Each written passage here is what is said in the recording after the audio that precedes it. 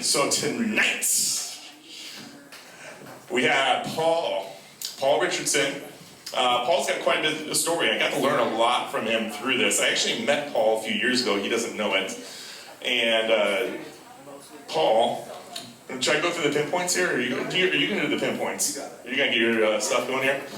So Paul locally is known because he's 50% owner of kwELITE. But Paul has also ran 26 brokerages on the East Coast that were profiting, what, over $10 million a year?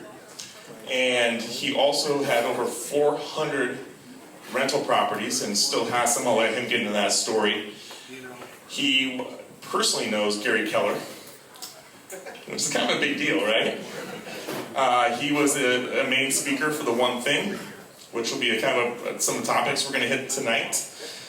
In my opinion, probably one of the best presenters that I've ran across, so we were super excited to have him here. He has a lot of energy, if you didn't tell from his photo that we blast all over. You gotta do that a few times, sorry. Okay, cool. So, big round of applause for Paul. Thank you guys so much.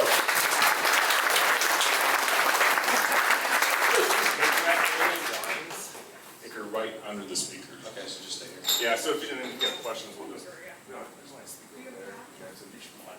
Okay. So, you guys hear me okay? Everybody's good? Yeah. Alright, so my name is Paul Richardson. I'm actually from the East Coast of Maryland. I've probably been in real estate since I was in diapers and didn't realize it. My grandfather was a timber farmer, and as a timber farmer I got to cruise timber with him at an early age. And in that I learned a lot about business, from how people actually take the timber that's milled to build houses, right? And as I grew up and went through this, I became associated with a real estate company in the local area. It was a small mom and pop brokerage. That small mom and pop brokerage then allowed me to open up my own independent brokerage in 2011. Has anybody been in real estate since 2011? Okay, a few of you. Has anybody been in real estate sales since 2011? Okay, a few of you. What happened at the end of 2011? Shout it out. Market got better. Yeah, so what was going on prior to 2011 was one of the largest recessions the world's ever seen in real estate sales. And it was because of a mortgage crater. And the reality was, everyone thought that there was a recession happening, but it was a mortgage crater.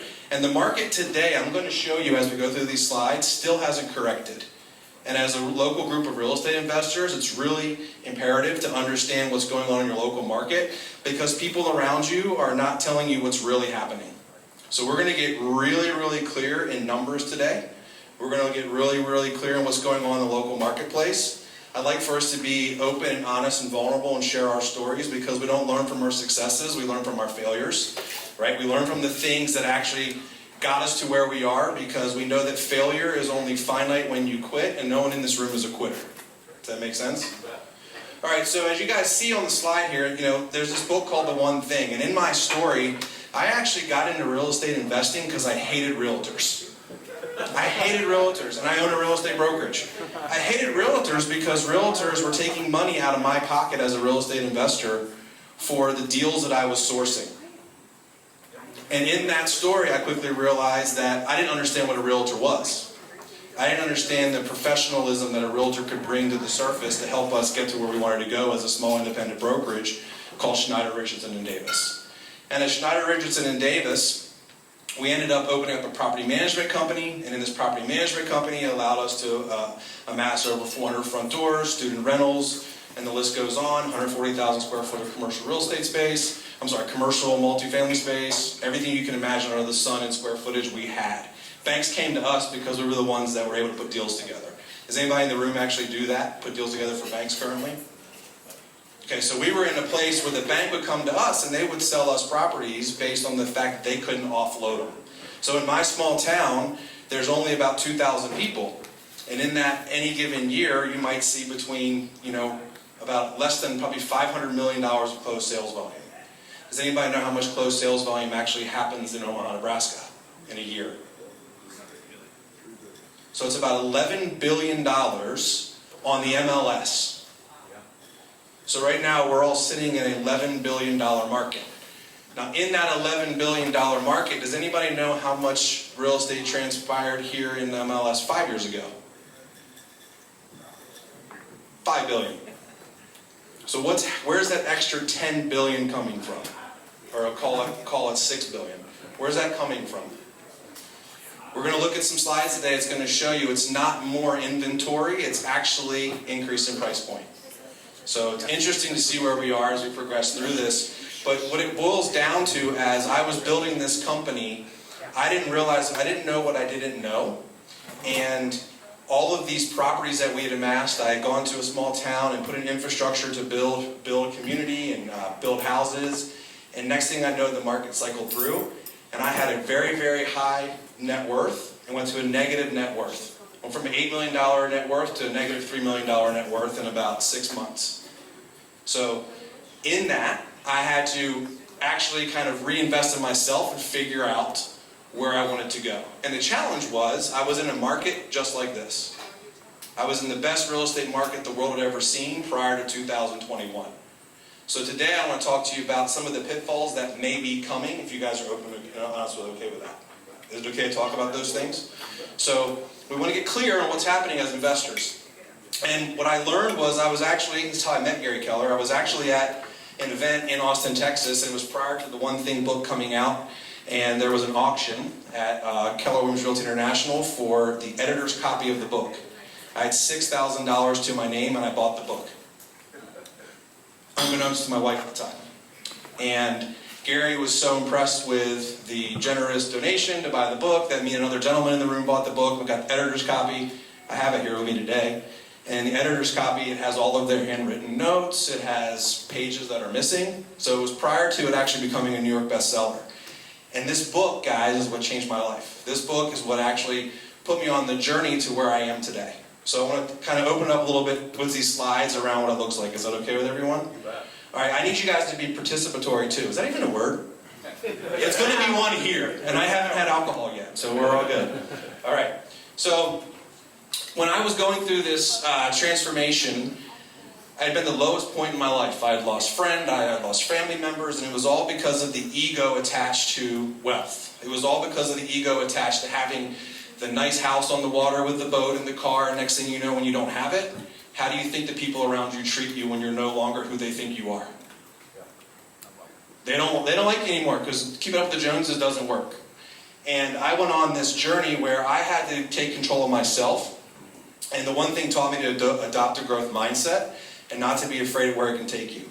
This is me after being 240 pounds. I dropped down to about 175. I'm back up to about 215, so I got some work to do.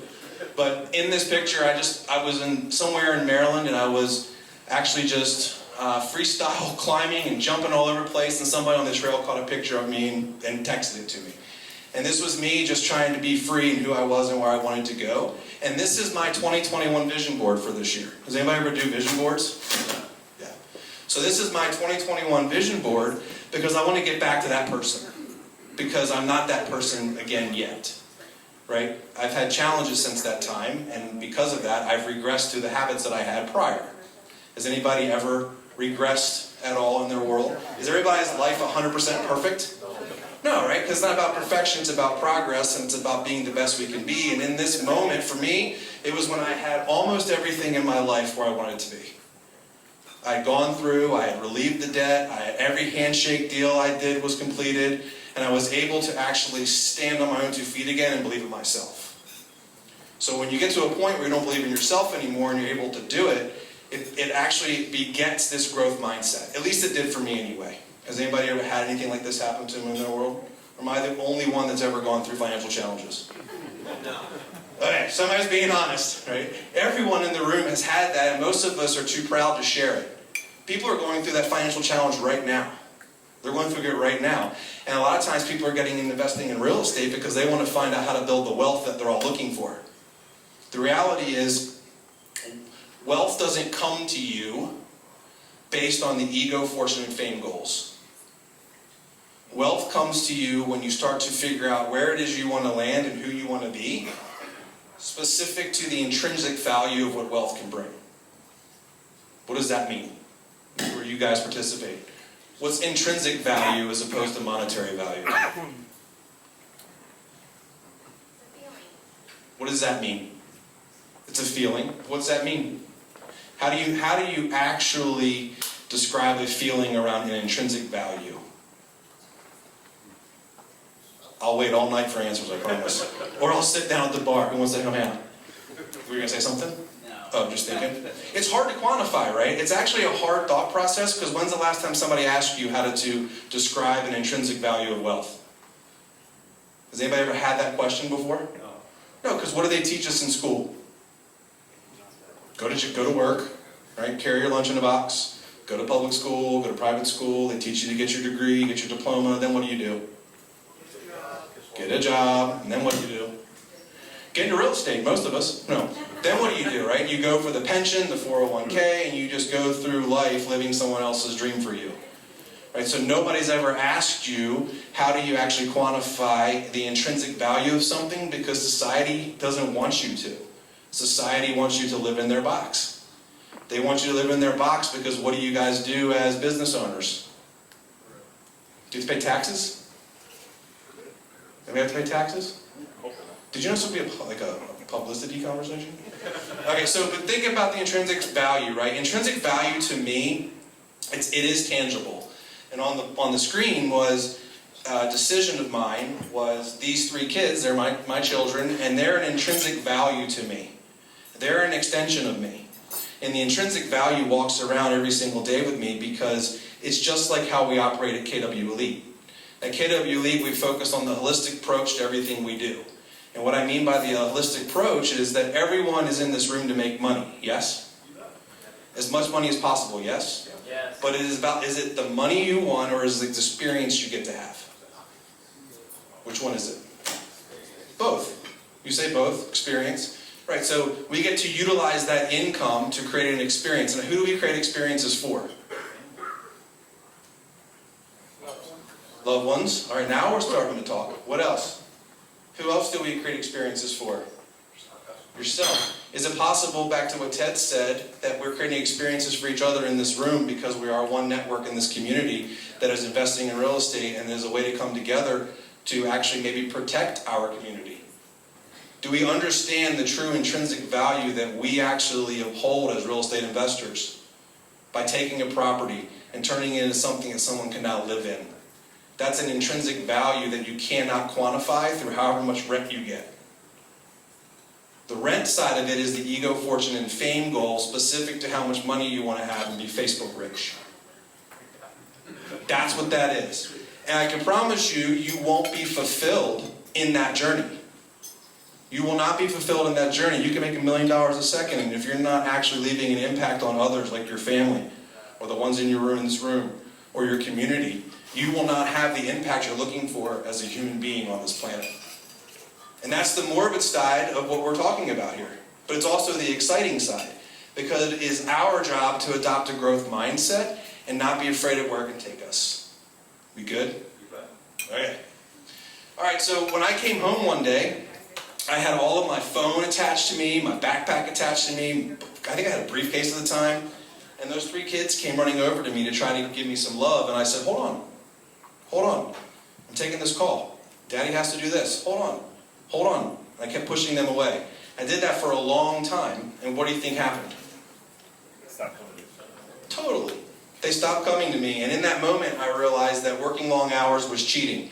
It wasn't about how many hours you put in, it's about what you put. It's not about how many hours you put in, right? It's about what you put into the hours. And at that point in time, I was spending all of my time robbing my kids of the life that I thought I was building for them. So when we work 9 to 5 and we're out there and we're pushing the envelope so hard and we're hustles, right? Anybody ever heard of 10X and work hard and all these different gimmicks and get rich quick schemes? They're false. Because they don't matter. It doesn't matter how hard you work. It's about what you put in the hours. Does that make sense? Does that resonate with anyone? So at some point in time, when my children no longer wanted to see me, what did I put into those hours? How long do you think it took for me to get those hours back of young children? Way longer than it did to get out of all the debt I was telling you about. The debt part's easy. Money is easy when opportunity persists. So as I realized this, I figured out how to come down to my choices. As you guys can see on the screen behind me, am I in the way? So on the screen behind me, it says that you have choices, and you'll never be able to know all you could know. So what does that mean to you guys? There's all you could know, but you can't know it all. Life is too complex. We're going to start at the top and go clockwise around together. It says all you could know. It's about your choices and around what you could know. You can't know it all. Life is too complex. How many of us want to know everything? Right? And then how much does that slow you down from getting into action around what you should be focusing on and moving forward to? Has anybody ever heard of analysis paralysis? Right? Or the procrastinator, he said it's you. Or the procrastinator's lie. That's perfection, guys, and that's where that shows up. It's not about all you could have, because you can't have it all. Life offers too much. Life offers too much. Is there anything we can't achieve? We just saw Richard Branson fly to the moon, or not to the moon, but flew to space. Is there anything we can't achieve when it comes to our goals if we set our minds to it? But you can't have it all because life offers too much. And then it's about your choices around what you could do, but you can't do it all. Your time is too limited. All right, so if you go back to life expectancy rates, they used to be way lower than they are now.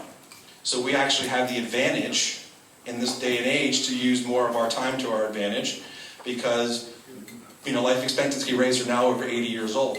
How about being in timelines when life expectancy was 50?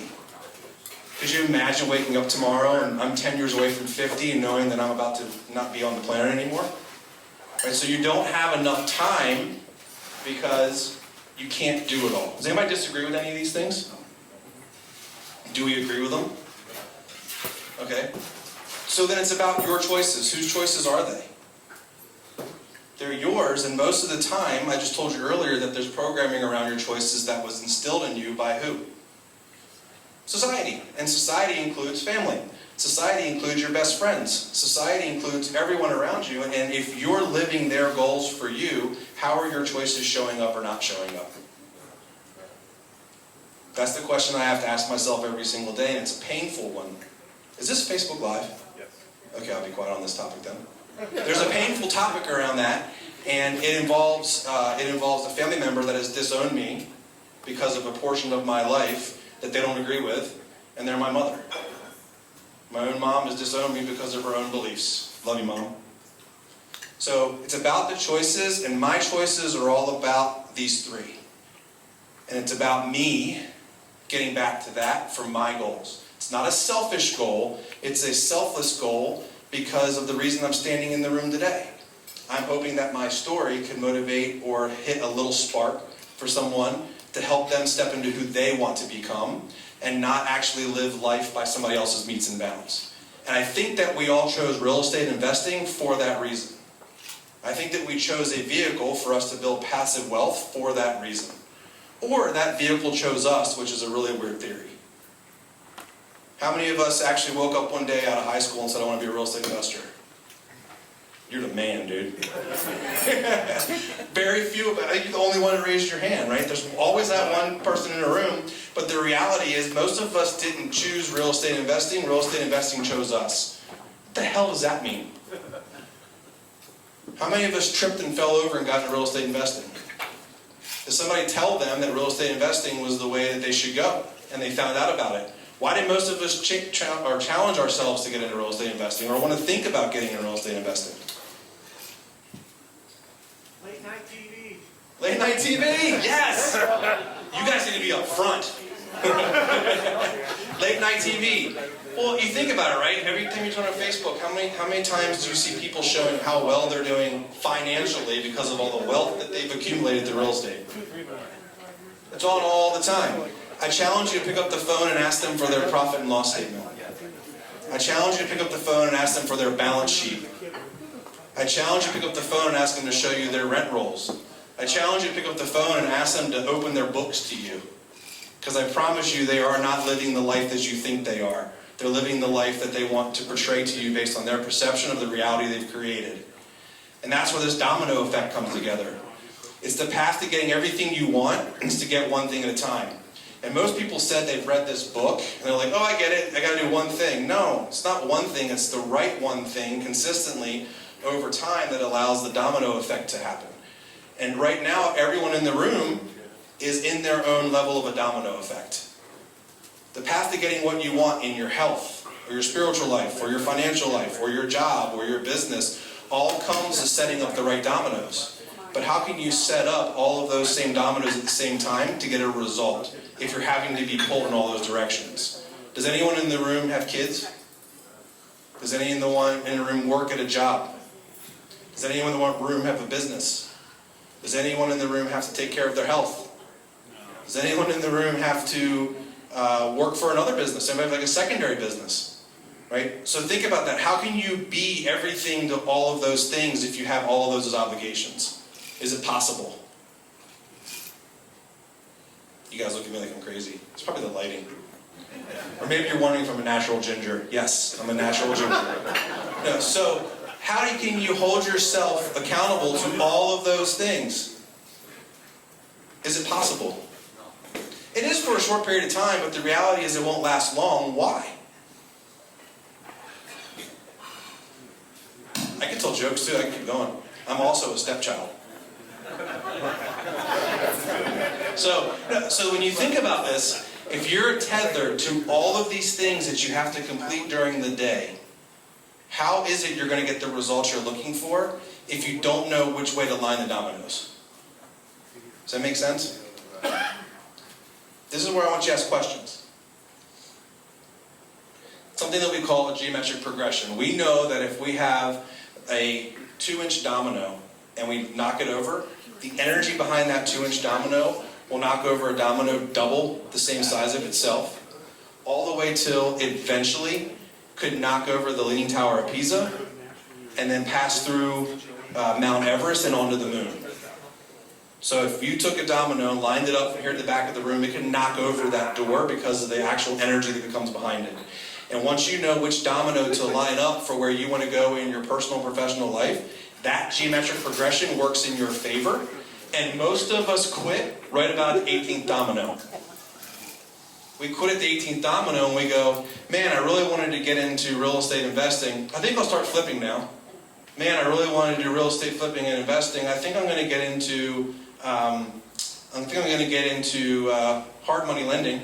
Man, all of these things look really great. I think I'm going to get into this next thing, and this next thing, and this next thing, and all the subcategories of being in real estate investing. We do that because we didn't go deep enough in the one that we started. And that's the challenge with being a serial entrepreneur. All of us are serial entrepreneurs, and the challenge with us not going deep enough into the opportunity that's standing in front of us is we don't want to go through the effort it takes to grow into who we need to be to hit the goal we set. Therefore, it's easier to start a new goal underneath a new vision. Has anybody ever experienced that, or am I the only one? Okay, you guys are like, yep, all right. So we take all of this time to create excuses as to why we don't want to line up the dominoes to only get back to starting the goal over again and lining the dominoes up.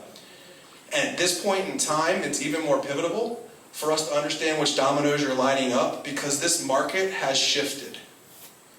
Everybody's saying it's going to be the best market in the world, it's going to keep going up. I'm sorry, that's a myth. It's a myth. This market has shifted. Buyers are overbuying. Investors are now in auction-like scenarios. It's like an auctioneer with this microphone. Investors are now in auctioneer-type scenarios. Investors are auctioneering against each other to get the highest bid to win. What's winning about? What is it? Ego. Ego. Investment in itself is not about the win of the deal. It's about the investment strategy you had set to ensure that you're purchasing the property based on the standard that you set for your investment strategy. And 9 times out of 10, we go, oh, I'll go 5,000 more. I can make it work in this market, right? And then we have realtors that tell us it's okay. A lot of times realtors are telling us that's okay, because how do realtors get paid? I'm not looking at you specifically, but you're a realtor, so you get it. But how do realtors get paid? They get paid when you buy or sell. How do they? What do they get compensation-wise? Percentage commission. So why wouldn't a realtor be like, hey, totally cool, let's go an extra 5,000. If you want to get it in this market, you got to go to 5,000, no contingencies. And who gets the upside to that, technically speaking? Hopefully everyone wins, but the reality is, my belief is that the barrier of entry for a realtor to get into the industry is not high enough to provide the value that the Realtor Code of Ethics says. Because the Realtor Code of Ethics states that we're the purveyors of the land and the stewards of the land, and because of that we protect the land. And by protecting the land, wouldn't we want to protect the investment? So if people right now are paying 10 to 15% over the sale price, how the hell do we protect the investment? What do we actually do to our community? Somebody said hurt? All right, I'm going to pause for a second. Is this the type of content you guys want to hear? Yeah. Okay. Is it resonating with where you guys currently are in your career path? Definitely. Okay. You sure? Yep. Because I'm getting a lot of funky energy from everyone trying to make sure that we're on the same path. I want everyone to hear what they need to hear. Yes, sir. Prices are going up because of inflation. We're in an inflationary trend right now. Rent's going up, prices are going up. I will show you some statistics later, and my answer to that is I don't believe in that. I believe that realtors set the price and we are where we are because of the market that realtors created. That's what I believe. What was the comment? Sorry, the question was, what do you think about inflation and prices going up specific to inflation? And what I'll show you later, I can tell you right now, when markets cycle through, you can look at several things. And what you can see is in this geometric progression of a market, no differently than your business or your personal life, when it comes to this time, when you start to see a market cycle back through, interest rates are all-time lows. Is that happening right now? Okay. New construction's all-time highs. Is that happening right now? Okay. There's more realtors in the local MLS, the National Association of Realtors, than there ever was before. Is that happening right now? Okay. Those are 4 factors that you need to be aware of when it comes to understanding where markets are. And I believe that realtors are the ones price setting. How many people got licensed, be honest, and sold their mom or brother or sister or uncle or a family member a property?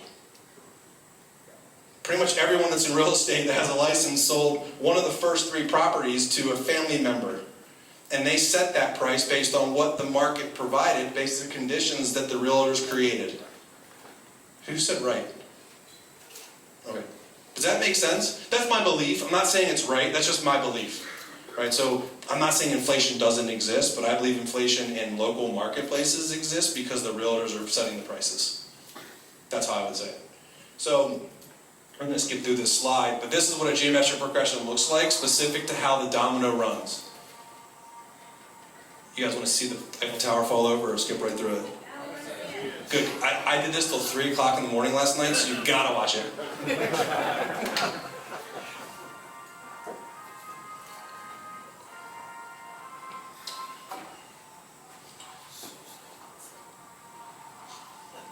Hope it works. Didn't realize he had mad editing skills too. No, I can't take credit for this. I did not do this. I think it's going to miss. Oh! So now you got to start all over again. So the reason I want you guys to see that is it's just a mental picture of what happens when inertia works for you. Right? It's just like losing weight in the gym. The first time you go, does it feel as good as the second time, or the third, or the fourth, or the fifth time? Over time, it starts to feel comfortable, and you have to step up your routine a little bit, yeah? And you're gonna start to maybe lose weight or eat healthier again. So what we know though is that it has to happen sequentially and not simultaneous. Back to earlier, we were talking about all of the obligations we have. We think that they're all happening simultaneously and we win. I work harder than anybody, so I'm going to have all these massive businesses, I'm going to have all these crazy success because of the fact that I'm working harder, and it's all happening simultaneously, but the reality is the path to success happens sequentially. It's like, has anybody ever worked out a lot? You look at me, it's like flexing on me in the front row. Has anybody ever, so when you work out, for me, if I want to lose weight, it's not about working out, it's about eating right first and then working out. I could work out 50 times a month, and I won't lose the weight unless I don't eat right. But some people, if they work out, they'll eat right afterwards. For me, the mental thing for me is eat right, then gym. I know that if I do that, then my success that's going to be sequentially after that is going to be losing the weight that I want to lose. Right? All of us know what that trigger is for where certain areas are in our life. And what we're getting at is we don't want to just have normal success. We don't want to have average success. We want to have extraordinary success. What's the difference between average and extraordinary?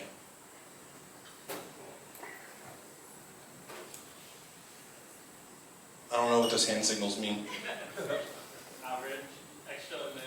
Okay, so a bigger life. Yeah, so who wants to live an average life? No. Who wants to live the best life they can live? Right? Why did you guys get into real estate investing? So you could, what's that? Well, that's specifically. Yeah, so you could fund the life that you want to have. Right? Has anybody else gotten into real estate investing for a different reason? Or in a subcategory of real estate investing? No, so we're all in this to build wealth because we want to have an extraordinary life. Is that fair to say? Okay. All right, so then what is it about being here today that's meaningful or important to you? When you take time at the evening at 7:50 to stand up here and listen to me rant, or meet everybody in the room, what is it that's actually important for you being here? Why are you here? Learning. Networking, education, relationships, cool. Motivation. And are you guys getting these things by being a part of RIA? I know the answer is yes, but I just want Ted to hear it because Ted deserves a round of applause.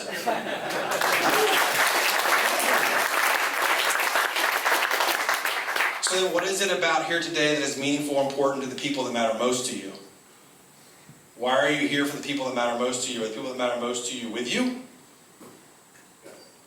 Some are, right? Or are you doing this for people that matter most to you that aren't here?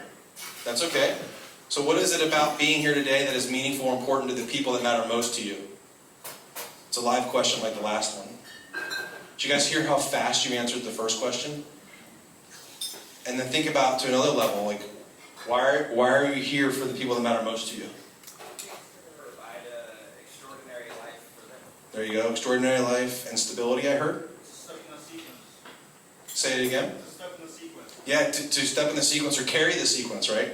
To help carry that domino. What if one of the dominoes for you to get to where you want to go has to be somebody that means a lot to you?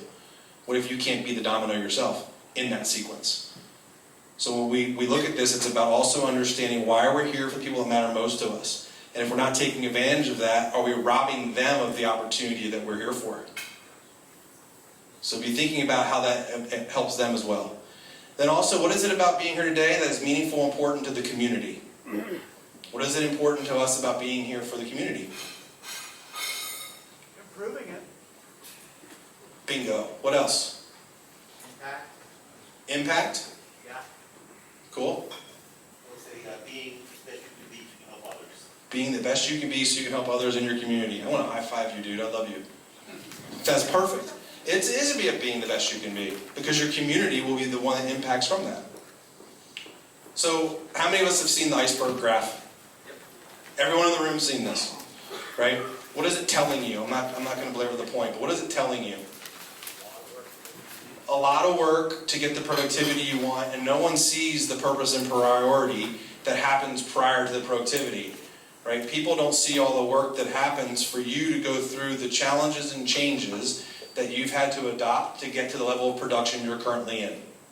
But is this iceberg ever stop moving? Not if it's anchored by purpose.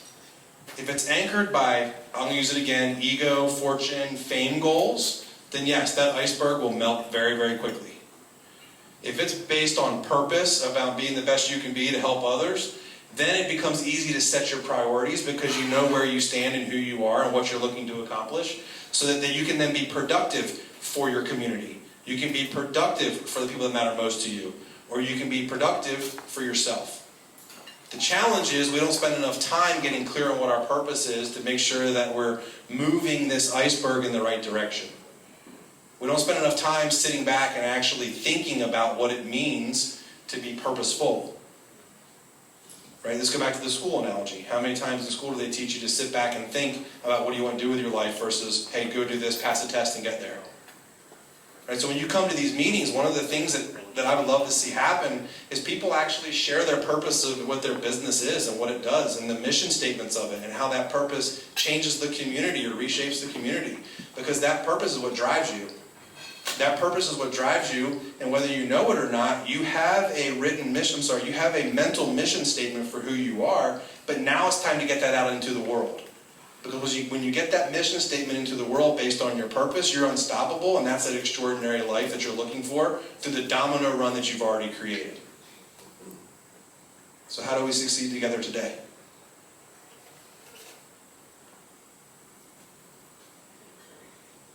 Speak up, I'm sorry. Helping each other. What's helping each other look like? Knowledge and collaboration. Ted, you have something? Vocalizing your mission statement Vocalizing your mission statement. right here today. Right here today. That'd be awesome. Yes, sir. Sharing your successes and failures. Successes and failures. What else? Support. Support. Let go of your ego. Let go of your ego. That's hard for a room like this. How many of us do that outside of this room with the same group that's in the room? How many of us spend time when they leave here, spending time with who is in table 10, and table 7, and table 4, and table 5, and table 2? There's a few of us, but could we be more purposeful about that? Especially if we're really tied into the community of RIA, yes? So what's one thing you could do today that could help everyone succeed together today? Share the mission statement. Where should they share their mission statement, Ted? Online? Or out loud right now? Out loud right now. I think you should get 10 people to do it right now. Go. Who wants to go? I got a mic. Who wants to share the mission statement? Table 4 said he's up. Hey, that's that. You gotta get it underneath that. You're gonna be underneath that speaker, and it's gonna whine right there. You're gonna have to move. I learned a long time ago from Luz Heiss, who's a football coach who did a week-long training. His nuclear power was your expectation becomes your reality. So if you set the bar high, that becomes your reality. Love to focus on it. Love it. Thank you for sharing.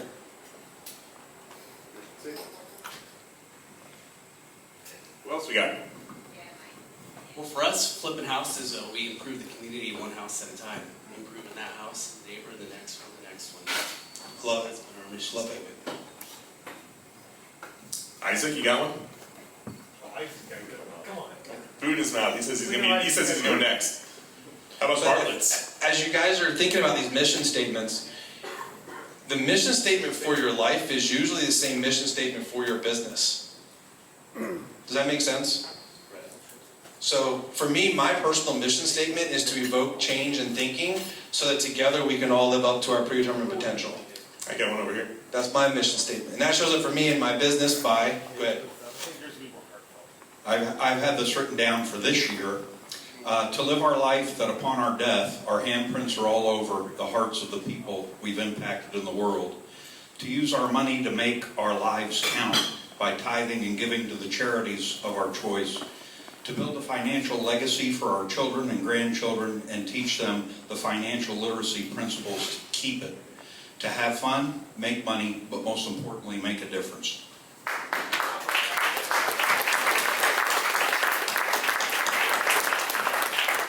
Can I come sit down and give you the mic? That was awesome. Thank you for sharing. Anybody else want to share? Don't feel pressure to. Totally cool. All right, thank you for sharing that. That was amazing. Oh, there's one back here.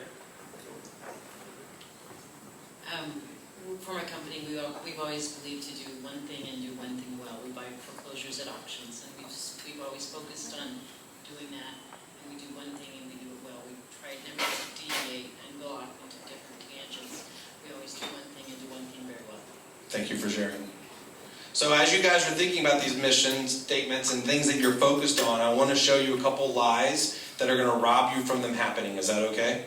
And we don't have time to go through the exercises, so I'm going to skip past the exercise. But the first lie is everything matters equally. We all know that not everything matters equally. Does that make sense? Just simplicity speaking, we know that not everything matters equally, yes? Okay, so if you think about not everything mattering equally, what it means is that I have certain things that have to be completed prior to the next thing, yes? So if I have a routine where I need to go to the gym in the morning so I can spend time with the kids to get them out the door for breakfast, so that I can make sure I get to work, so I make sure that I can do what I need to do at work, so I can get home and get dinner ready, it helps, right? There's a prioritization of what happens during the day. And in that prioritization, if I'm focusing only on one of the things, what happens to the other items that I need to focus on? So if I'm a real estate investor and my job is to evaluate property, and I spend all of my time not evaluating property, what happens to the acquisition of property? It doesn't happen, right? So what I mean by everything that doesn't matter equally, we have to get clear that until my one priority is done, everything else is a distraction. And unfortunately, most of us have more distractions than we actually have the right dominoes aligned.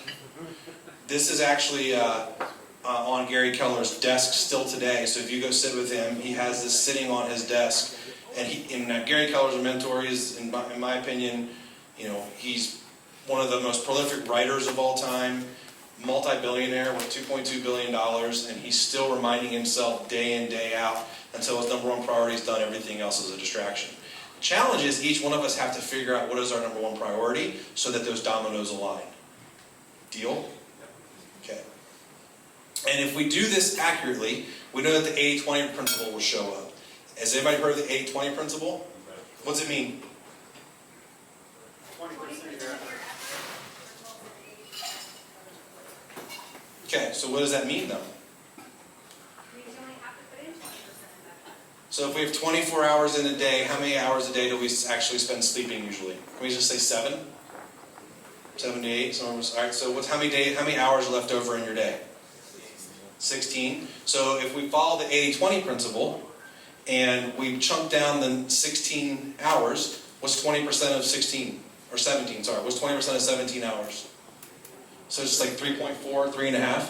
So what would you focus on for that 3.5 hours a day to ensure that you won the day and that the domino run was there for you? Some of us might be health. Some of us might be job. Some of us might be work. Business. So it's understanding how to use time to your advantage, because has anybody ever said, I can't get enough done during the day?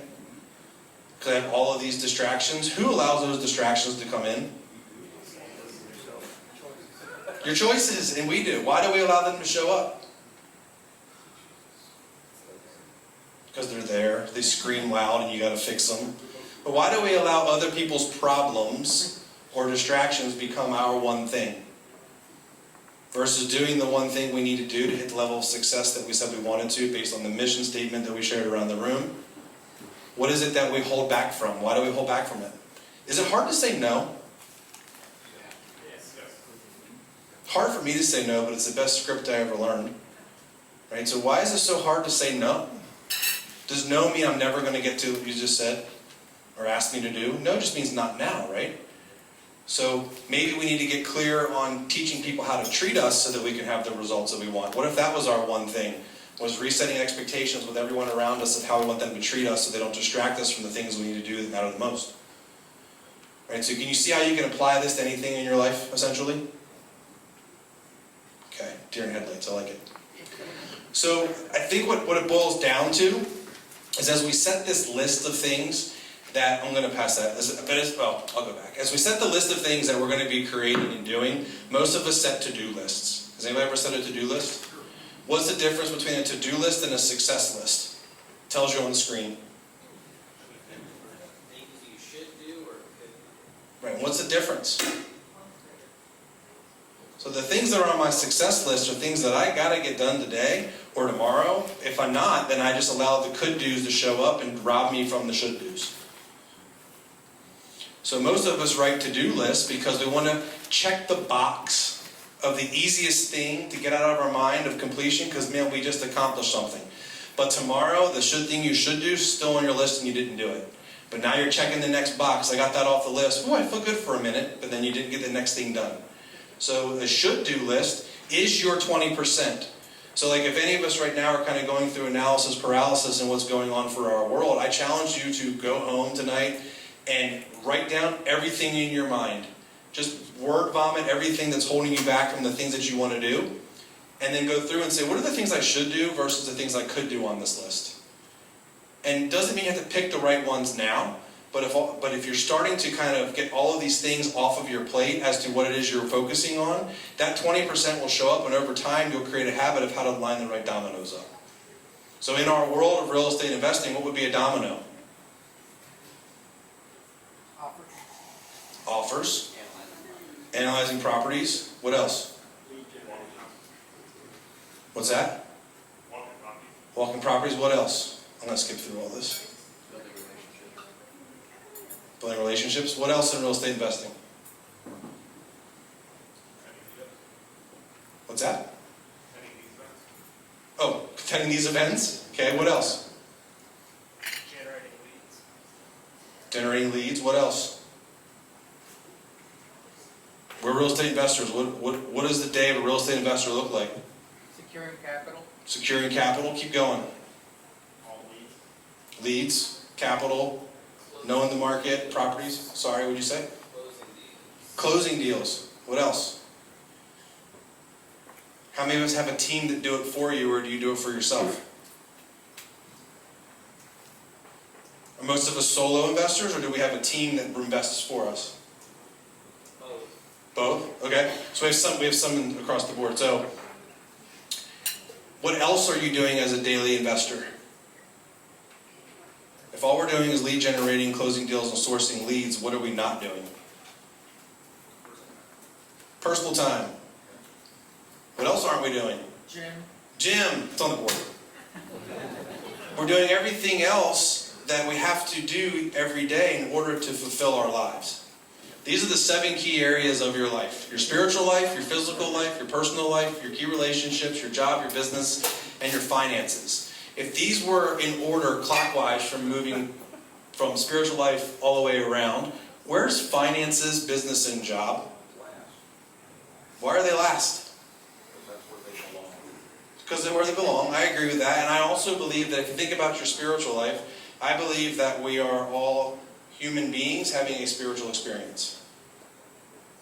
And my body holds my spiritual experience. So therefore, if I don't take care of myself, where else is my spirit going to live? And if I don't give myself the energy I need to ensure that I'm spending time with the right people in my personal world, how will I ever develop my key relationships? To the extent that I would even want to go to work and do my job. Now, what's the difference between a job and a business?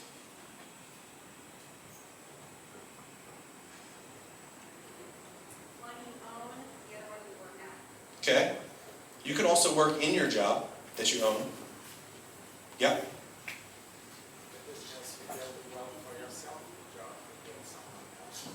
Yeah, I love that answer. So he said a job is where you, similar to what you said, a job is where you're building wealth for someone else, a business is building wealth for you. And I would argue that you could build a real estate investment business that you have a job in. Right? One is in and one is on. Most of us spend time in all the activities that you guys mentioned you're doing as investors is working in, not working on. Right? So like working on the business would be, what is my mission? What is my vision? What is my values? What are the beliefs and perspectives of XYZ investment real estate company? That's working on. Working in is where we find the deals, how do we get the capital? Those are the details of being in versus on. Does that make sense?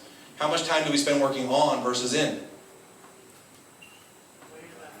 Way less, yeah, and that's okay. That's the idea of having conversations here, is because once you work on, that's where the purpose shows up. So when it becomes time to work in, it's not about you working in it anymore. It's about you creating opportunities for other people to work in it as well. Right? The purpose of business is to fund the perfect life, and in that business, aren't you guys creating opportunities for people that want to work with you and maybe possibly help you build everyone's empire? It's not about I and me goals, it's about the we and us goals that the company you can build can facilitate. So when you're thinking about your day as a real estate investor, don't forget you have all of these circles to adhere to. When you think about your day as an employee of another company, you have all of these circles that you need to invest your day to. So going back to the 80-20 principle, wouldn't we spend 3.5 hours a day on all of these circles? What's that? What's that?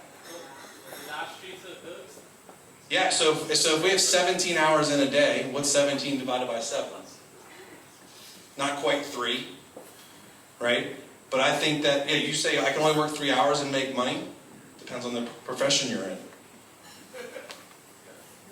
you guys said that you look for capital, source deals, and close deals. That doesn't take more than 3 hours a day. And remember, it's not all of the activities of your job for 8 hours. It's the ones that actually move the needle forward.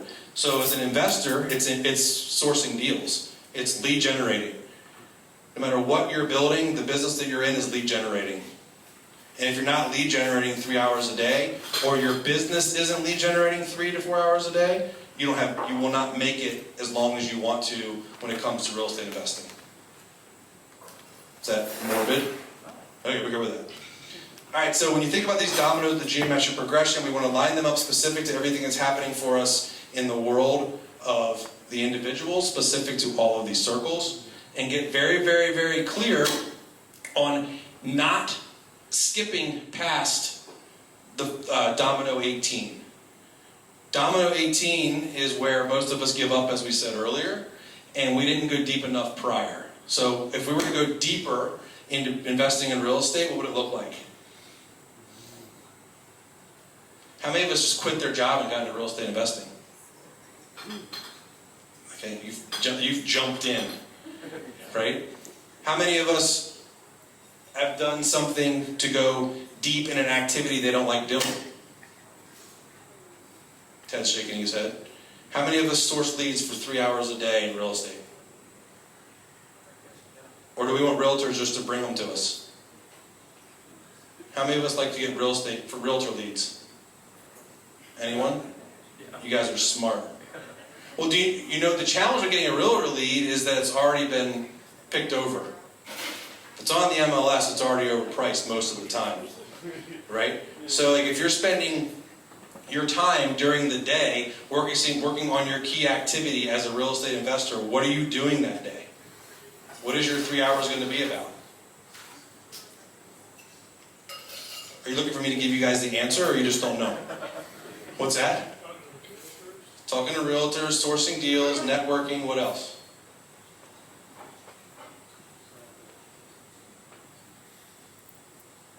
Building systems and teams.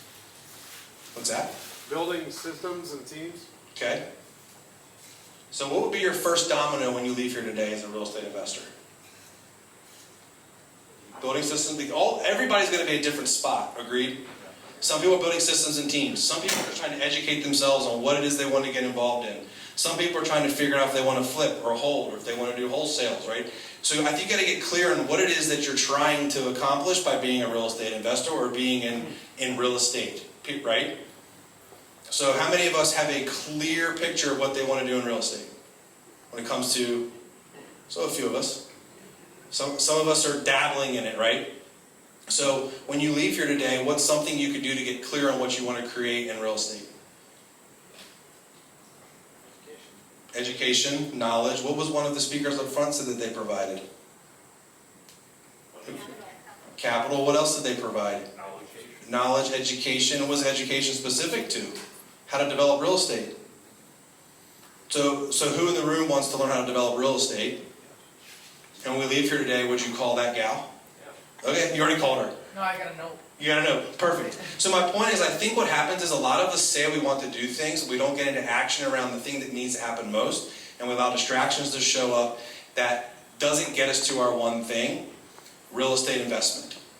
And real estate investment requires us to understand it's about how to find, buy, and rent houses for wealth. This is probably my favorite book around real estate investing, called Hold. And it puts in the systems that you were talking about around how you can actually live your life on the holistic approach in conjunction with the real estate investor.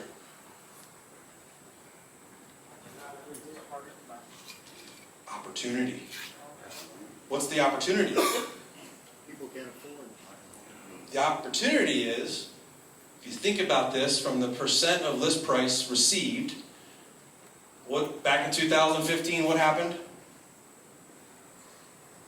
It was about 97% of what the housing price was. So percent of list price received means that if a house listed for $200,000, they got 97% of it.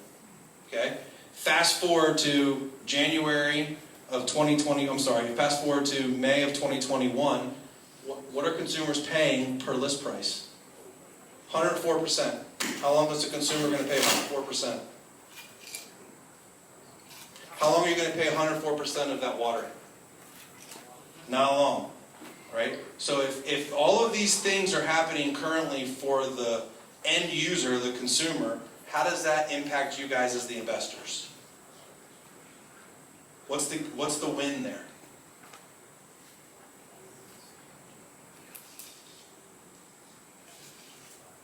Okay, I'll keep moving.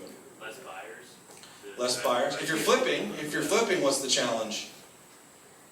You have less buyers, and maybe your flipping valuation needs to mirror what the consumer wants it to be. And if our flipping valuation has gotten a little wonky, it's probably because we've also rode the market, if we're flipping. If we're holding, what's the opportunity? Cash out refi. Cash out refi? Is that the Burr method? Oh, yeah. So the Burr method made me an $8 million person, and it also made me negative $3 million. Because of this market, how it's happening, right? That cash out refi only works until buyers stop wanting to actually allow that to happen. Banks will stop loaning on that. Has anybody ever heard of a subprime mortgage? Okay, they're now called bank statement loans. How many of us, this should probably not be on Facebook or whatever. So how many of us go out there and borrow money based on a bank statement loan? Anybody ever done that? You can literally show a bank your statement that says, here how much money I make, with no expenses in it, and they will loan you money on that. It's called a bank statement loan. That used to be called a subprime mortgage loan. It's the exact same thing. So if that's happening now in this marketplace, what are all of the signals saying to you guys? What's that? Yeah, so there could be, I'm not trying to make you guys upset here, I'm just saying that we need to understand what's going on in the marketplace so we know how to invest. If we're having a conversation and these graphs were about buying Apple stock, what will we do? Sell. Now are these my numbers or are these the MLS's numbers? They're actual numbers. So if this is what's going on and this was Apple stock, you said you would sell. What are you doing as an investor? Buying. Because we're riding the wave. How many of us have been investing for 10 years nonstop? 5. 3. 2. 1. So most people have been investing for the last 24 to 36 months. So I'm not telling you this to be fearful. I'm telling you so you don't have to go through the pain that I went through. I'm telling you that you need to become the economist of choice and understand what's going on in the local marketplace so that you're clear on how your investment strategy will set you up for the wealth that you want. All along the while, making sure that you're not robbing yourself from those 7 circles we discussed. And I know this to be true, and I know it to work here locally because this is the numbers of the local brokerages here. It just so happens I'm doing a shameless plug. But kwELITE has grown since January by $145 million of closed volume. Yeah, it's awesome. That's not KW versus itself. That's new company dollar, or that's new closed sales volume that's come to kwELITE. And the reason that is exciting is because there's 64 families that brought that in. There's 64 agents that have come in with 64 husbands or wives and 64 kids, right? Every person has about 3 people that are affiliated with them. And the reason it's exciting is because we have these intrinsic, holistic conversations specific to how you should show up in your real estate professional world to get the success you're looking for, and the numbers don't lie. When you look at the other offices that are on the board, they are a third behind us or worse. And that's not because we're awesome, it's because we're actually looking at the marketplace like a consumer would, or like a business owner would. And I'm not picking on anybody that's with these other companies, but what name isn't on the board? Brass Realty's number 2, they've netted 93 agents, but brought in 44 million of closed volume. What else? Berkshire Hathaway. Why is Berkshire Hathaway not up there? What's that? Possibly. But why aren't these big companies up there? Why aren't these big companies up there? Can I give you the answer? They're losing so slowly they think they're winning, and they need to be selling too. Because they are not following the trends of what's going on, and what are they focused on? what's that? The past. There was a question up here earlier to the first gentleman about insurance. And it was about farmers insurance. Who's farmers insurance about? Farmers insurance. Right? Farmers insurance is all about farmers insurance. Do they really, really, really care about the person that's a part of their organization? They're a corporate conglomerate, right? Those other large organizations are the same. They don't care about the lives that come from behind these numbers. And the reason I'm sharing this with you is because it has nothing to do with the names over here. It really doesn't. But I want you to understand the net change on the right. We're able at kwELITE to have the net change that we're having is because we're tied into this. We understand what this means, and we teach to this, we coach to this, we lead to this, we teach classes on how to use this as an investor all day, every day, and it's open to anyone, because kwELITE is also not a real estate brokerage. It's a technology company that's brokerage and industry agnostic. Somebody said systems earlier. Do you guys use Salesforce for systems, or who uses things for systems that they have to third party get? Excel spreadsheets? Well, kwELITE can do that for you. You can use kwELITE, our technology platform, for everything you're looking for. This is not me trying to recruit you guys to kwELITE. I'm just trying to help you understand what we are. The reason we've had a 145% increase is because we're not a real estate brokerage. We're a technology company that focus all of our activities on service, productivity, and profitability for the agent or the investor. You don't need to have a license to sign up for us. You don't need to have a license to work at kwELITE. You just need to be able to utilize the products we provide because we're an education, coaching, and training company. You just need the technology. And if you want technology like that, we can totally help you. So I'm going to wrap up because you guys start mingling at 8:30. I like mingling. Mingling's fun. But is there anything that you guys have heard today that has helped you think more clearly about where you want to land? Okay, do we want to share? Should do, could do. Should do, could do. It's a big one. What else?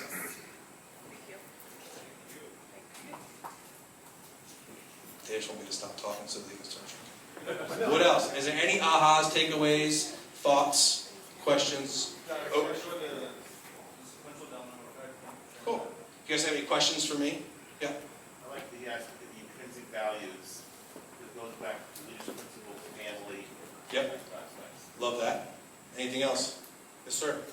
Yeah, I'm trying to wrap my head around the concept where you say we should all be selling. Well, what I'm saying is, go ahead, develop the question more. Yeah. All right. So some of the things I've looked at over the last few years. Actually, one was actually today. In 1930, the U.S. dollar would buy X dollars worth or X product. That same product today, in today's dollars, $2,000. If you go back and look at the cost, what gold would buy, your average house, 600 some odd bars of gold back in 1930. Yep. Today, it would buy that same house at 218 bars of gold. So is housing getting more expensive? Should I be selling it, or should I be buying and holding it because it's actually the cheapest it's ever been? I think you should be buying and holding. Yeah. And based on the market, if the BRRRR method is your get-rich-quick scheme to buy, sell, and invest in real estate, stop doing that method and go the long-term hold method. Yeah, just concentrate on the cash. So if you're, yes, right now I would be very leery. Now I'm not saying you still can't make money, but when you see this uptick of 104% and we're using the cash out refi method to generate more capital, which isn't capital. Capital's capital if it wasn't borrowed. That's not, if it's borrowed, it's not capital, it's loaned. Capital is only capital if it's cash, right? So let's be clear on what we're discussing inside of that investment strategy too. Long-term hold it's not based, to me, it's based on capital and not borrowed money. So it's cheap to borrow money, right? So therefore you should invest in real estate. But if your long-term hold strategy is to, the 1% rule, let's say, of your purchase price, if consumers aren't willing to pay the same amount of money they were paying, is the same thing going to happen to what you could rent it for? So if a consumer is willing to pay 104% right now until they say, no, I'm no longer going to pay 104% more for that purchase, would a renter say the same thing? Hey, I'm currently paying 104% of what the market dictates. How long will they do that? So I'm not saying don't purchase. I'm saying make sure that you're holding true to your acquisition model, not allowing your emotion to get involved in the acquisition. And I agree with the long-term hold, totally hold it. And get your equity to 60% LTV as fast as possible.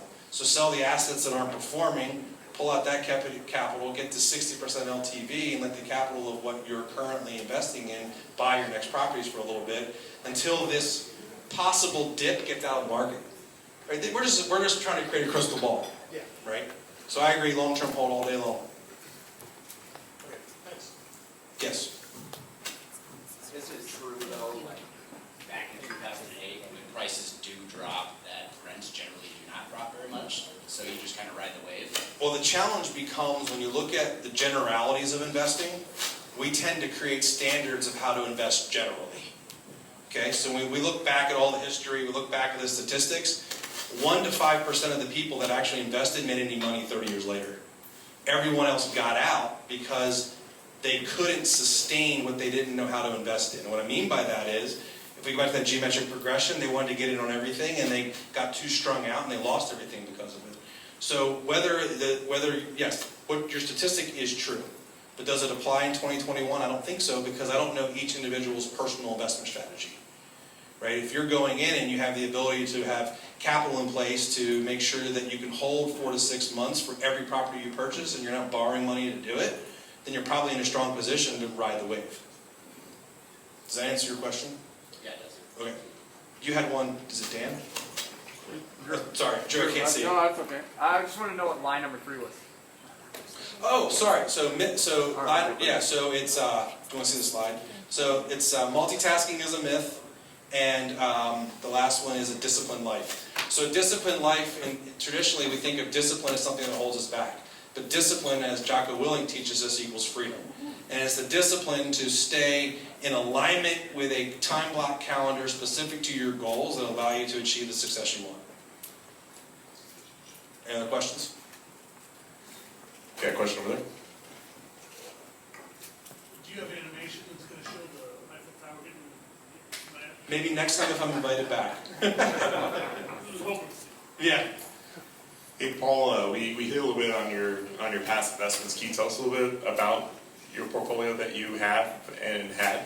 So yeah, I had an attachment to a fairly large portfolio, and then when the things shifted through, I had to go back and restructure everything. So in that restructuring, we had to get rid of it all. I never was Chapter 11. Hindsight being 2020, my ego wouldn't let me do Chapter 11. I should have done Chapter 11, it would have been way easier. So it took about 8 years to restructure everything and filter everything through a trust that I have no affiliation with, that continues to build wealth for my children. That's it. Yes. I think COVID has changed the equation on some of the markets. I see particularly in Cape Cod and Hilton, South Carolina, which I'm an investor in, things have gone up astronomically. Yeah. Because people are leaving the big cities. I agree. And want those beachfront areas.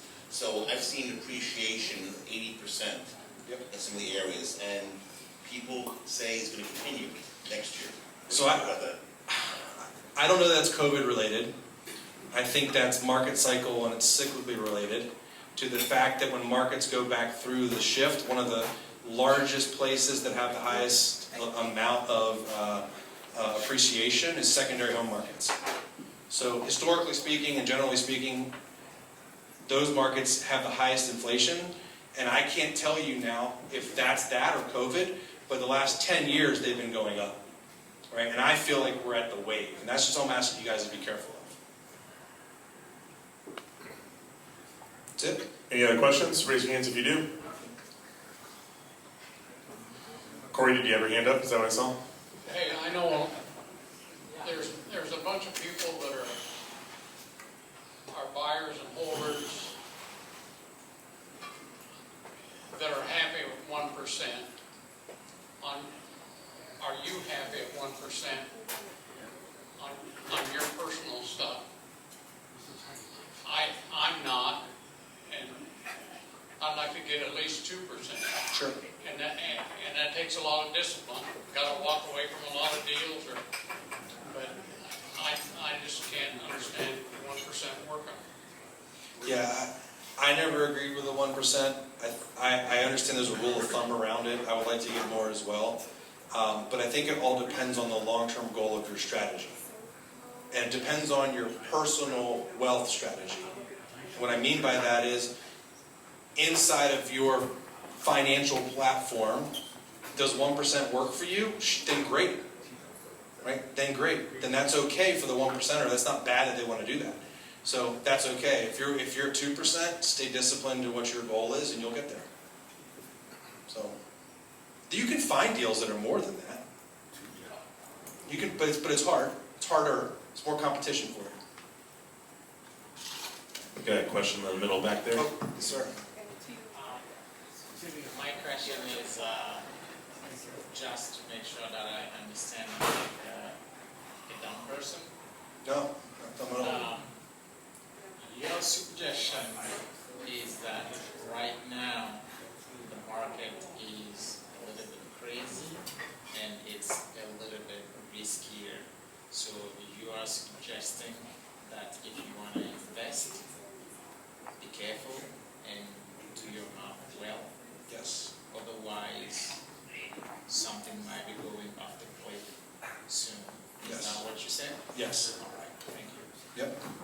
So just, I'm not saying don't do it. I'm saying make sure you have your ducks in a row and don't let your emotion get you into the game. Paul, what's your thoughts on the moratorium supposed to end at the end of July?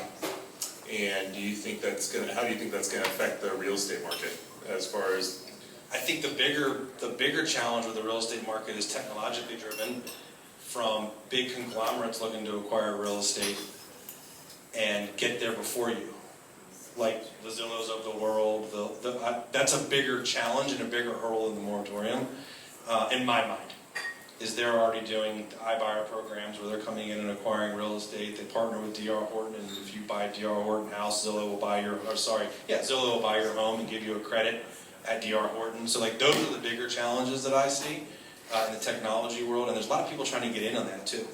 So I would be more leery of that and understanding what's going on around you in cyberspace, so to speak. So you think, so National REIA came out and said maybe 3 months ago that 34% of all tenants and homeowners were nationwide were in eviction status or I think it's worse. obviously it would be by now. Well, you I think think those big conglomerates are going to come in and pretty much buy a lot of it? So remember I said earlier there was a mortgage correction? The mortgage correction was a pause and people were going out and buying tapes of property. You guys know what tape of property is? So essentially it's like, you've ever seen like an old receipt tape that's on a cash register? It's all the addresses and you could roll it out all the way across the room, and big huge banks were buying those tapes of property, and along the way they lost where some of those properties were.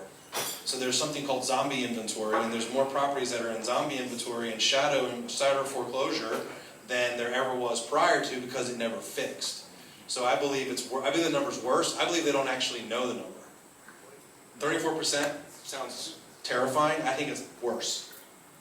There's people that are living in Omaha, Nebraska right now that haven't paid a cent on their house for 5 years. Like, that's crazy. And nobody knows that they haven't done it yet because the bank hasn't found them, because the bank's somewhere in China. Like, they don't know where the property is. That's what I think is crazy. What else? So do you feel like that this is similar to 2008, where Wall Street conglomerates are buying like the individuals did then because it was cheap money and it was available, whereas when it corrects again, there are going to be opportunities for us to maybe buy those individually versus... I think it's worse for a shorter period of time, but not as long a period of time. So the correction from 2008 took longer to get through. I think this correction is going to be deeper, faster, and not last as long. And I think it's going to be two factors. One, there's going to be just a traditional real estate cycle shift. They cycle every 7 years or 14 years in the 7-year shift. That's just the statistics right now. Then, on top of that, you have the industry shift, right? Has anybody ever heard of like Ford Automotors? Okay, what did they do to the Ford industry? What did they do to the car industry? Assembly line. Simplified it. Well, and that was through technology and all different stuff, right? Well, that's happening in real estate right now. So it's called disintermediation, and right now the real estate industry has billions of dollars being spent on putting all of us out of business from those same corporate companies you're talking about. So I think it's worse. I think you have two forms of attack. You have a market that never truly corrected. It was just a mortgage crater that got kicked down the street. And then you add in the disintermediation from all of these tech giants getting into our industry. It's kind of like what happened when E-Trade was in the financial industry. Right? E-Trade didn't put everyone out of business, but took out all the middle players and all the low players. That's what's happening in real estate. A question. So what do you look for as leading indicators? It looks like the affordability index. Affordability index first. Okay. I look at that all the time. Like, that's my primary is affordability index. And interestingly enough, I look at NAR, members of realtors, and I look at local MLS member realtors. Those are my first two things. What kind of impact do you look at Inventory. inventory? So can you help me understand the question better? I'm sorry. Yeah. So when the market was a disaster 12 years ago, in our local market there was 6,500 houses on the market. These are numbers. The next numbers aren't exactly right. Yeah, you're fine. A couple months ago we were at 300-400 houses in Douglas County. Sure. Now that number's doubled. Yep. So we're at 700 or so. I've been told a neutral market is 2,000, 2,500 houses in this market. So typically speaking, when you're looking at buyers, sellers, or neutral market, they're all markets of the moment, and there's opportunity in each. So a buyer market is less than 3 months of inventory, a neutral market is 3 to 5 months of inventory, and a seller's market is 5 or higher. So like there is sub-markets currently in Omaha, Nebraska that are in a seller's market. Right? So when I look at inventory, the first things I look at are the highest priced homes. So I look at anything over $1 million because the houses that are over $1 million are the first ones to drop. Because the $1.5 million house now goes to 1.4, 1.4 goes to 1.3, 1.3 to 1.2, so on and so forth. And if you look at that $1+ million mark, houses are not selling at 103% of sale price. They're selling at like 96% of ask price. So back to inventory, I look at the highest priced homes first to see what's happening in that subset, and then I look globally for all of the inventory. I don't believe there's a shortage of inventory. I believe people aren't doing their jobs to get inventory on the street. That's what I believe. I believe there's tons of inventory because houses are selling like crazy, and you guys could see the list, right? Closed sales. I mean, we're on trajectory in 2021 to do what we did last year, and the year before, and the year before. So closed sales is always, for the last 5 years, and if you time this out over from 2010, it's the same. It's just a different price point now. So I don't believe there's an inventory shortage. Even though people say there are, when you look at the numbers, this number does not show an inventory shortage. It shows the exact same amount of houses that sold in 2020 that did in 2015. Emotionally, people are saying there's no inventory because the buyers are getting tired of putting multiple offers in on properties that they can't afford or want because they can't put their first-time home buyer contingency in there. Because it's got to be a cash offer at 104% or more. So I don't believe there's ever been a shortage of inventory based on this graph. I actually have a question, Yes. Paul. So these market statistics are from the MLS? These are the MLS statistics that are uploaded locally from Omaha specifically.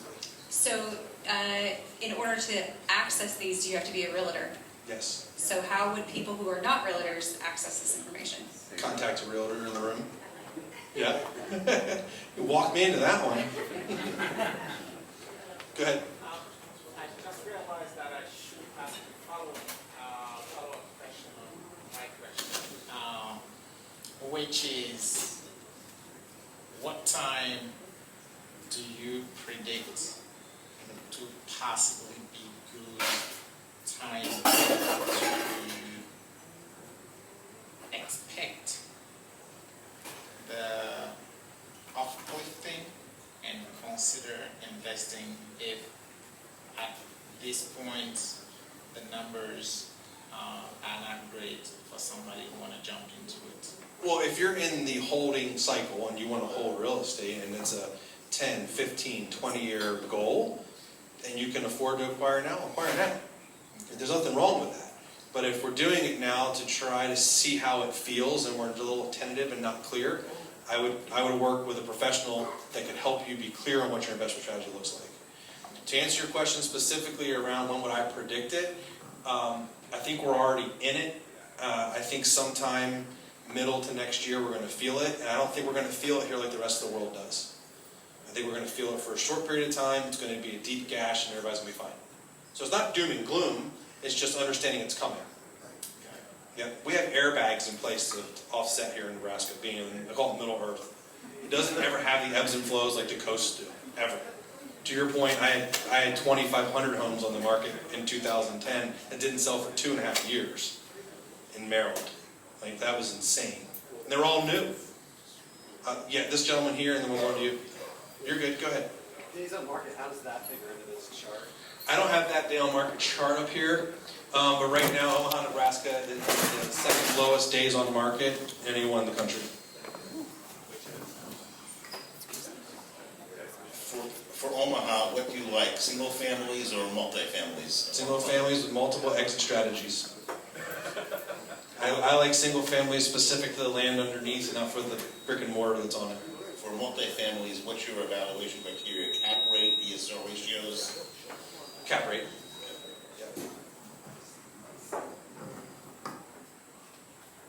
Any other questions before we wrap this up?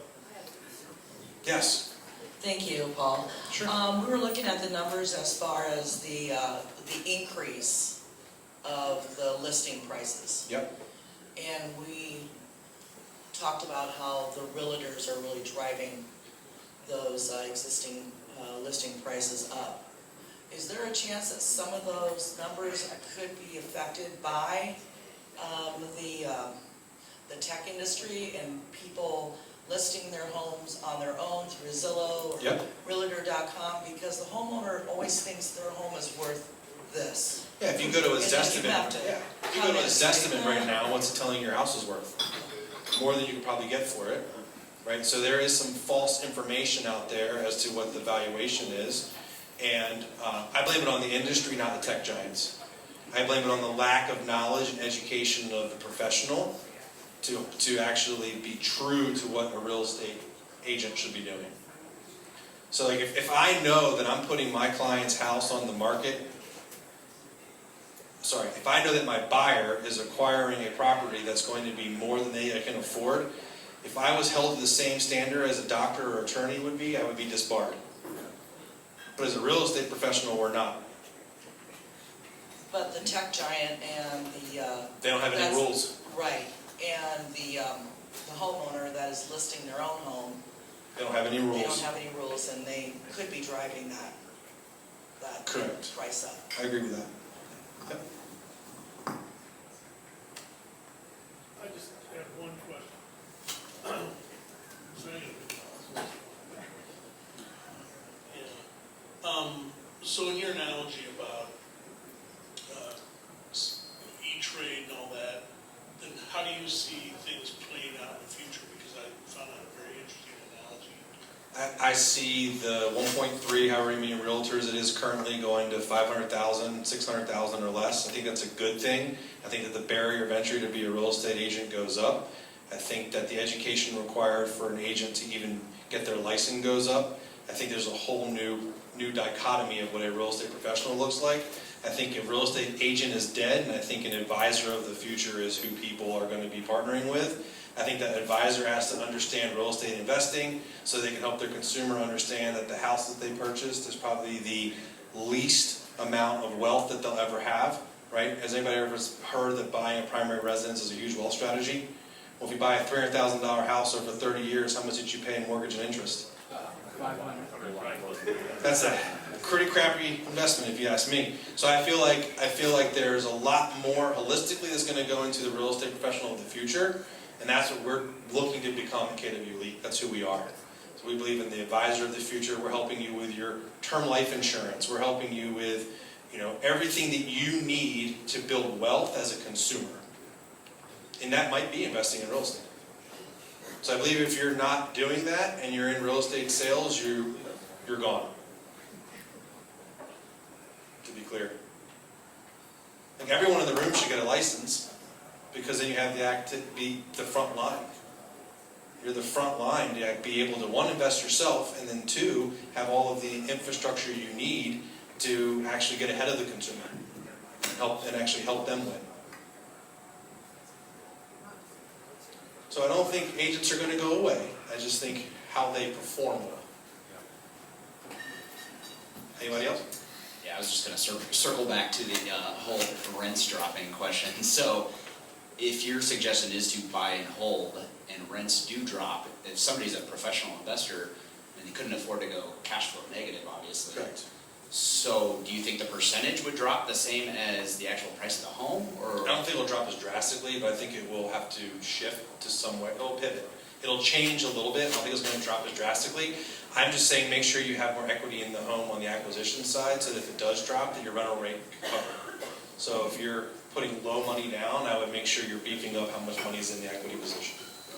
So if rents do go down or hold true, you're good to go. so maybe buying off market would be a good idea. Absolutely. Obviously. And the BRRRR method probably would be a good idea, would it not? For a short period of time, because at some point in time when you go to refinance it, so if your strategy right now is to refinance it at X% based on what the market's dictating, and 60 days from now it shifts and goes the other way, you're not going to get the refinance you want, and you will be upside down. Sure. Okay. So I think it's a good idea until it's not. Yeah. But you can't have a crystal ball as to when it's going to happen. I just know for me it got really cold outside. That's why they call it the BRRRR method, because I had nothing left. That's what I know. Now, just because it happened to me doesn't mean you guys are all as dumb as I am either, right? Like, you guys may be smarter in your evaluations of how you're going through things and be more cash protected. I wasn't. I borrowed my way to success. I leveraged everything I could get, because you could go in and say, here's the money you can get. That's a whole different scenario than if you have a secondary business that's providing you revenue and you can afford to put a little bit more money in an investment strategy, sure. But if we're talking about like a true lifelong investment strategy where you want to own, $1 billion worth of assets, these are the kind of conversations we're talking about. Not if you want to have 5 to 10 properties. That's amazing, and be thinking about how much you could have if you wanted to have $1 billion. Back to your comment around technology, why aren't you buying houses in every zip code in America? It's because you don't have the infrastructure to. So if you're buying houses that are all over different zip codes, then I would say sell those so you can fortify your empire and then expand. And not let the wave of the market shift and become your investment strategy. Does that help? Yeah, definitely. All right, we good? Yeah, we're way past time. So let's go. A big round of applause. And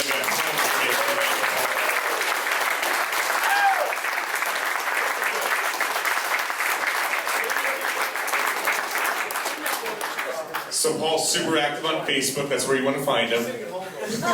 Just kidding. My goal is to have only 100 friends on Facebook. That's my goal. If somebody want to get a hold of you and have future questions, is there... Paul at kwELITE.com. Thanks again, Paul. Appreciate it very much. Yeah,